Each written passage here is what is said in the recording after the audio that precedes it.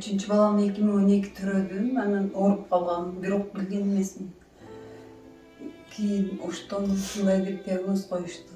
Анан 4 жыл лечение алып жүрүп, Москвада погода алмаштырып келейин, көрүнөйүн деп Москвага барып, жакшы эле иштеп жүрдүм, погода жакты деп. Москвада көрүнсөм, бүт текшериндим, Москвада врачтар 3 ай текшеришти, цирроз печени деп. 30% ооруп калыптыр, уже аракет кылып пересадка печени деп заключение чыгарып беришти. Укканда кандай кабыл алдыңыз? Ыйладым, сыгылдым.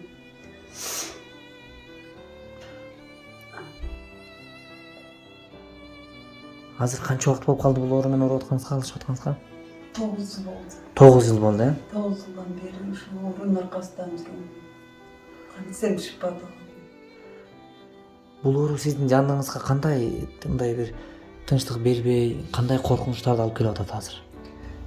Бул оору мүлктөрүм канайт, кан түпүрөм күндө, көңүлүм айланат, ичим ооруйт. Азыр врачтар эмне кылыш керек да эме берип атат? Кеңеш берип атат врачтар.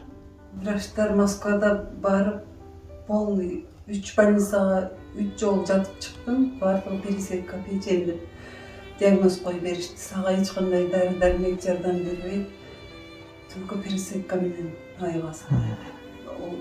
165 миңдик уколдарлар дагы жардам бере албайт. Ошондой дарысы бар экен, бирок ал сага мүмкүн дагы эмес дейт. Тромботиттерим 21 калыптыр, өзү 400 болуш керек экен. Уже 20 калган чейин аракет кыл деп жүрүштү Москвада. Уже келип 3 ай болду, ошондон бери аракет кылып акырет.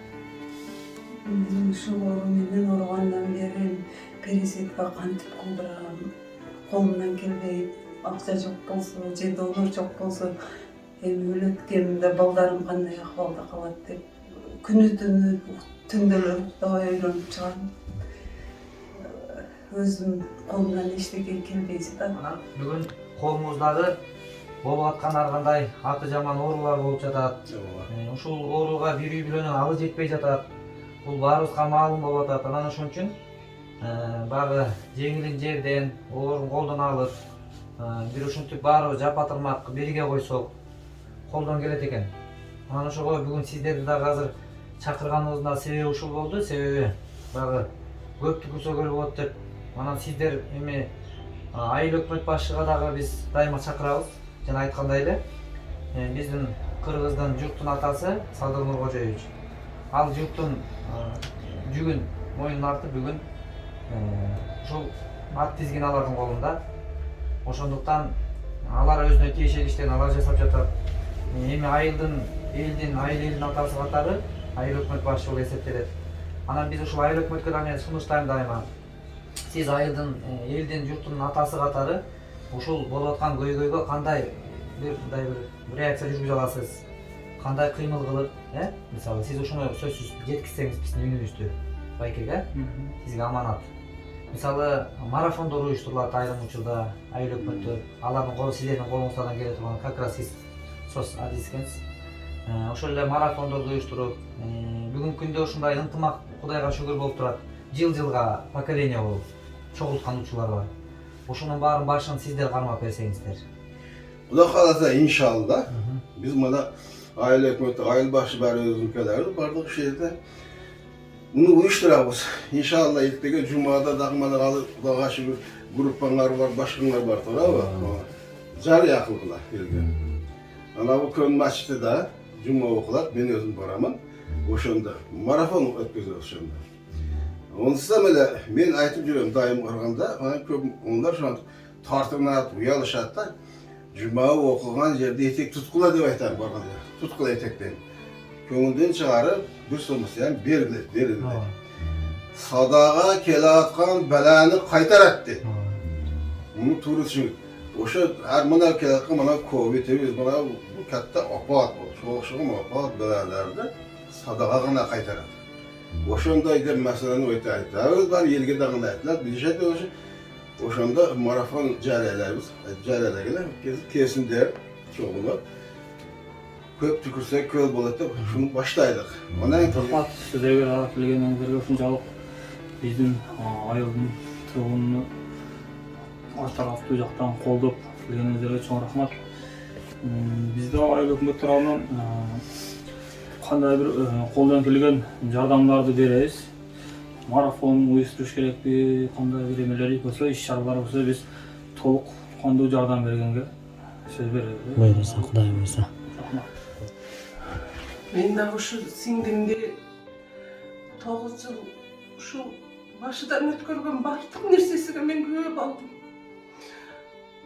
Баласын төрөп сулукка барып келди бизге. Барсак асыным болот, өзүм сиңдимдей көрөм, жигеримдей. Барсам кроват менен бирде болуп ишип кетиптир. Тез ошко алып баргыла буну жакшы болот деп врачтар чыгарып жиберди. Kolunda cicisini götürüp alıp kiçine büyük menen oşko bardık. Kıştın günü 17.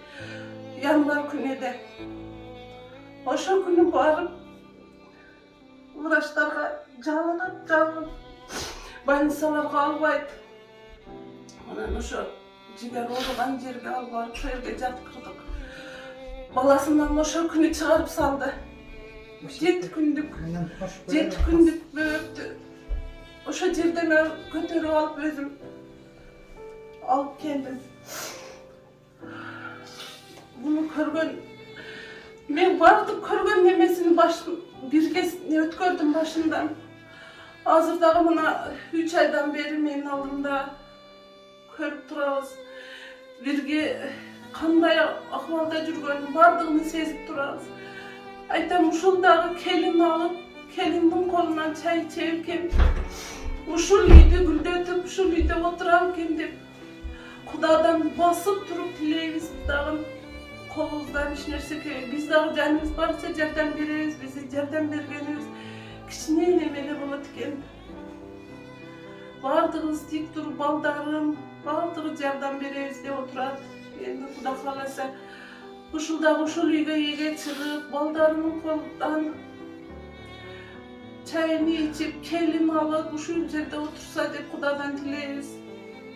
Ben uşu singime bardığınızda tek turbay jardan berseniz deyip dileyim. Orada işlep жүргөндө биз Баркытада идек да, ошол жакта иштеп чалым балдарым бардыбыз. Ошол жака чакыртырды. Келчи биякта врачтарга көрсөтүп көрөлү сени дагы деп чакырды. Өтө врачтар текшерип көрүштү. Өтө сыктыктарга жөнөтүштү. Өздөрүнүн ошо марказы бар экен, ошол жерде врачтар ошол жерге барып келди. Ошол жерде дагы жигерин алмаштырыш керек деп врачтар ошол чечимге келишти да. Ошондон кийин Москвага кайтып келдик. Москвада жаттык, ошол жерде дагы врачтар жигерди алмаштырыш керек деген ошол чечимге келишти бардыгы. Биз дагы бул кызымдан ушул балдар үйлөп жыйлап келин алып ошолордун жакшылыктары менен күйөө бала менен тең көрсөтөбүз. Бардыңыздар Aşk kızıma jardam beringizler, jardamыңыздар аябаңыздар. Allah sizlerden razı olsun. Allah тыныңыз берген дартын ашпай берсин Кудайымызга. Урматтуу достор, мекендештер, мына ушундай көз жаш төгүлүп турган, кайгынын көз жаш болуп турган жерде сөз түрдө кол сунуңуздар. Мен ойлойм, Кудай буйрса, сүйүнүчтүн көз жашына, кубанычтын көз жашына айландыруу аракетин бүгүн биз аракет кылыш керек. Анткени эртең кеч болуп калбаштык үчүн. Ошондуктан жалпыңыздарды ушул кайрымдуулукка, ушул эжекебиздин дагы балдары жетим калып, жолдошу жесир калбашлык үчүн бүгүн аракет кылбасак эртең кеч болуп калды да. Мен да сиздерди чакырткылат элем. Колуңуздан келишинче кол сунганга. Мен дагы ушул жакшы үмүттө, ушул үй бүлөгө бир сүйүнүч болуп калыш үчүн мен алыстан атайын келип отурам. Биз себепкер болуп калайлы деп сиздерди да ошол себепкерликке чакырам. Алейкум кыргыз калкым. Мен дагы бул дүйнөдө жашагым келет. Күндөн күнгө абалым жарлап баратат. Колуңуздардан келсе жардамыңыздарды аябайсыздар деген үмүттөмүн. Аллах баарыңыздардан разы болсун. Мен дагы ушу көптүк катарында жашап кетишке ümit kıvam yaşagım geler.